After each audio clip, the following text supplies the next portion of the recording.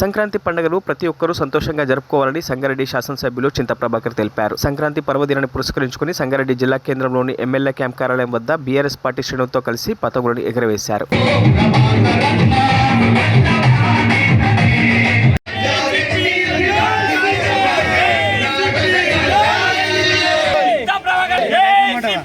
నియోజకవర్గ ప్రజలకు అదే రకంగా జిల్లా ప్రజలకు హృదయపూర్వకంగా శుభాకాంక్షలు తెలియజేస్తున్నాను. ఈరోజు సంక్రాంతి పర్వదినం.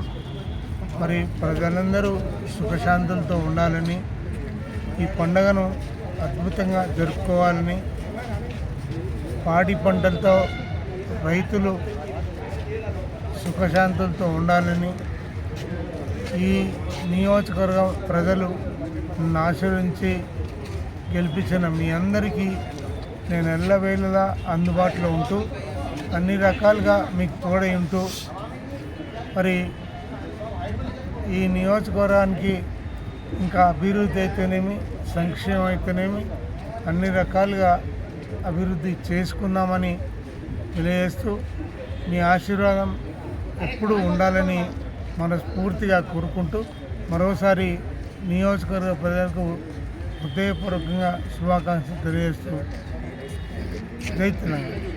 మరిన్ని అప్డేట్స్ కోసం మా ఛానల్ని సబ్స్క్రైబ్ చేయండి.